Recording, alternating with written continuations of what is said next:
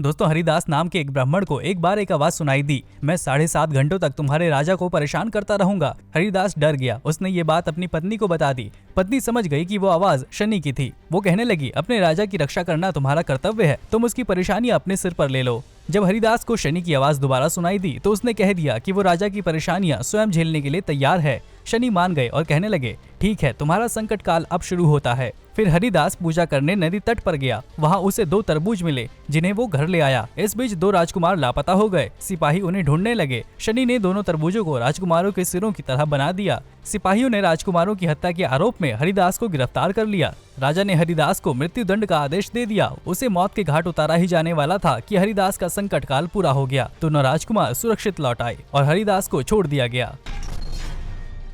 दोस्तों, लाल शरीर वाले देवता मंगल की पूजा मंगलवार के दिन की जाती है। वे समय समय पर अपने भक्तों की परीक्षा लेते रहते हैं। मंगलवार के दिन कठोर उपवास से भक्तों को जीवन की कठिनाइयों से छुटकारा मिलता है। एक दिन एक वृद्ध महिला उपवास कर रही थी। उसने अपने बेटे का नाम मंगलिया रखा था। महिला की परीक्षा लेने के लिए मंगल एक निर्धन ब्राह्मण के रूप में जा पहुंचे। उन्होंने महिला से चावल पका देने का आग्रह किया। उस महिला ने चावल पकाने से इनकार कर दिया और बोली कि वो मंगलवार को खाना नहीं पकाती है। ब्राह्मण बोला कि वो गोबर लीप दे तो उस पर चूल्हा जलाकर वो भोजन बना लेगा। महिला ने मंगलवार के दिन गोबर छूने से भी इनकार कर दिया। गुस्साए ब्राह्मण ने कहा कि वो महिला के बेटे की पीठ पर चूल्हा जलाएगा। महिला उससे अपने बेटों के प्राणों की भीख मांगने लगी। वो जानती थी कि मंगलवार का व्रत तोड़ने से बड़ा दुर्भाग्य होगा। आखिरकार उसने अपने बेटे को बुलाया। महिला की भक्ति देखकर मंगल देवता अपने असली रूप में सामने आ गए। उन्होंने महिला को आशीर्वाद दिया और चले गए। दोस्तों, राजकुमारी सावित्री को सत्यवान नाम के एक निर्धन युवक से प्रेम हो गया था। नारद मुनि ने उसे समझाया कि वो सत्यवान से विवाह ना करे क्योंकि उसकी मौत जल्दी होना तय है। सावित्री ने नारद की बात नहीं मानी और सत्यवान से विवाह कर लिया। जल्द ही सत्यवान की मृत्यु का दिन आ गया। यमराज स्वयं उसे लेने आए। सावित्री ने उनसे सत्यवान के प्राण न लेने की विनती की, लेकिन यम ने कहा कि मृत्यु को कोई नहीं रोक सकता। सावित्री उनके पीछे मीलों मील चलती गई। उसकी लगन देखकर यम बहुत प्रभावित हुए और बोले, मैं तुम्हें 2 वरदान देता हूँ, तुम सत्यवान के प्राणों को छोड़कर कुछ भी मांग लो। सावित्री ने पहले वरदान में अपने ससुर की कुशलता की मांग की। दूसरे वरदान में उसने चतुराई दिखाते हुए अपने लिए 100 पुत्रों की मांग कर दी। यम ने बिना सोचे समझे हाँ कह दिया। इस पर सावित्री ने कहा कि अब वे उसके पति के प्राण वापस कर दें, क्योंकि बिना पति के वो 100 पुत्र कैसे पा सकेगी। यम निरुत्तर हो गए और उन्होंने सावित्री के पति सत्यवान के प्राण लौटा दिए। दोस्तों, इस सूची में तीसरे स्थान पर महाराष्ट्र के शिरडी में स्थित साईं बाबा मंदिर है। रिपोर्ट्स के मुताबिक मंदिर के बैंक खाते में 380 किलो सोना, 4,428 किलो चांदी और डॉलर और पाउंड जैसी विदेशी मुद्राओं के रूप में बड़ी मात्रा में धन के साथ साथ लगभग 1,800 करोड़ रुपए जमा हैं। 2017 में रामनवमी के अवसर पर एक अज्ञात भक्त द्वारा मंदिर को 12 किलो सोना दान किया गया था। इस मंदिर में हर साल करीब 350 करोड़ रुपए का दान आता है। दोस्तों, केरल में स्थित पद्मनाभ स्वामी मंदिर भारत का सबसे अमीर मंदिर है। ये मंदिर केरल की राजधानी तिरुवनंतपुरम में है। इस मंदिर की देखभाल त्रावणकोर के पूर्व शाही परिवार द्वारा की जाती है। इस मंदिर के खजाने में हीरे, सोने के गहने और सोने की मूर्तियां शामिल हैं। एक रिपोर्ट के अनुसार मंदिर की 6 तिजोरियों में कुल 1,20,000 करोड़ रुपए की संपत्ति है। यही नहीं, मंदिर के गर्भगृह में भगवान विष्णु की बहुत बड़ी सोने की मूर्ति विराजमान है, जिसकी कीमत 500 करोड़ रुपए है। दोस्तों, केरल का सबरीमाला अयप्पा मंदिर देश के अमीर मंदिरों की सूची में शामिल है।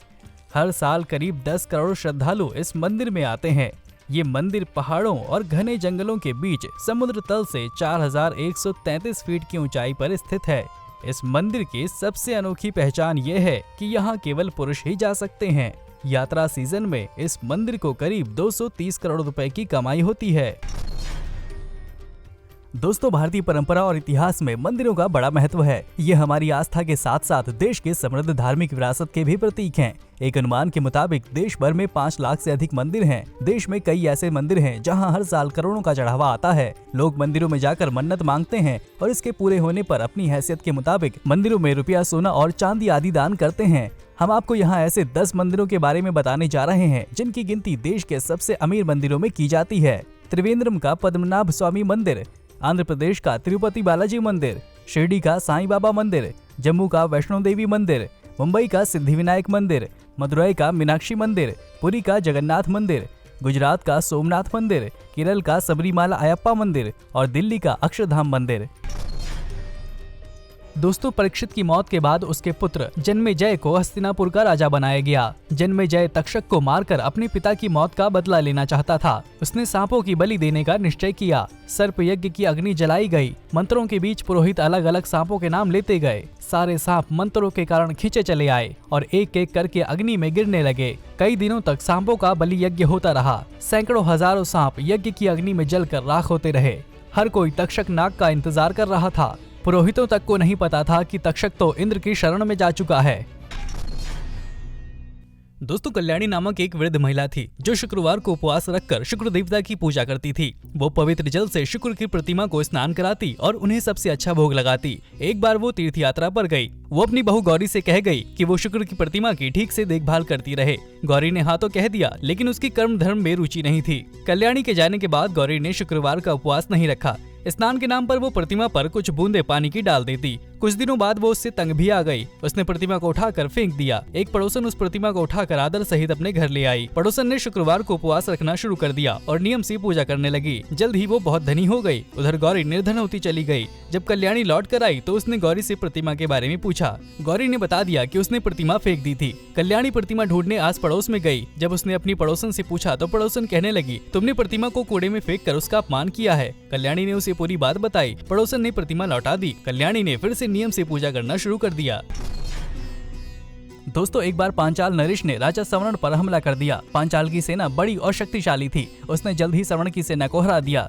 सवर्ण को राज्य छोड़कर जाना पड़ा। एक दिन वशिष्ठ ऋषि उसके पास आए। सवर्ण ने उनसे जीत का आशीर्वाद मांगा। सवर्ण ने फिर से अपनी सेना जुटाई और पांचाल को युद्ध की चुनौती दे डाली। वो बहादुरी से लड़ा और अपना राज्य फिर से जीत लिया। सूर्यदेव की पुत्री ताप्ती ने सवर्ण की वीरता देखी तो उस पर मोहित हो गई। उसने पता करने का निश्चय किया कि क्या सवर्ण उससे विवाह करेगा। फिर से राजा बनने के बाद सवर्ण एक दिन शिकार करने गया। वहाँ उसे एक सुंदर हिरन मिला। कुछ देर बाद हिरन अदृश्य हो गया और उसकी जगह एक सुंदर युवती प्रकट हो गई। सवर्ण उसे देखते ही मोहित हो गया। सवर्ण ने युवती का परिचय पूछा। युवती ने बताया कि वो सूर्यदेव की पुत्री ताप्ती है। सवर्ण ने उससे विवाह करने की इच्छा जताई। ताप्ती ने कहा कि उसके पिता से अनुमति लेनी होगी। सवर्ण ने सूर्यदेव को प्रसन्न करने के लिए कठोर तपस्या की। 12 दिन बाद वशिष्ठ उसके पास आए और कहने लगे कि वे स्वयं उसके विवाह का प्रस्ताव लेकर सूर्य के पास जाएंगे। वशिष्ठ सूर्य से मिले। सूर्य पहले से जानते थे कि सवर्ण योग्य और नेक राजा है। वो तुरंत विवाह के लिए तैयार हो गए। दोस्तों, जन्मेजय ने नागराज तक्षक से अपने पिता की मृत्यु का बदला लेने के लिए सर्प यज्ञ किया। सांपों को जलाकर मारने के लिए मंत्र पढ़े गए, लेकिन तक्षक नहीं आया। मुख्य पुरोहित ने सोचा कि तक्षक ने इंद्र से शरण मांगी होगी। उन्होंने ऐसा विशेष मंत्र पढ़ा कि जिससे तक्षक के साथ साथ इंद्र को भी वहां आने को बाध्य होना पड़ा। मंत्र काम कर गया। कुछ ही देर में तक्षक और इंद्र वहां आए और यज्ञ की अग्नि में जा गिरे। तब इंद्र ने देखा कि तक्षक मरने वाला है तो उन्होंने तक्षक को छोड़ दिया। इस बीच तक्षक की छोटी बहन जरत्कारु ने अपने बेटे आस्तिक से कहा कि वो तक्षक की जान बचाए। आस्तिक जन्मेजय के पास पहुंचा और उससे एक वरदान मांगने लगा। आस्तिक ने जन्मेजय से कहा कि सर्प यज्ञ से लाखों सांप मारे जा चुके हैं और अब यदि वो बाकी सांपों को छोड़ दे तो उसका गौरव बढ़ जाएगा। व्यास ऋषि ने जन्मेजय से कहा कि वो आस्तिक का अनुरोध मान लें और यज्ञ बंद कर दें। जन्मेजय मान गया और नागराज तक्षक की जान बच गई।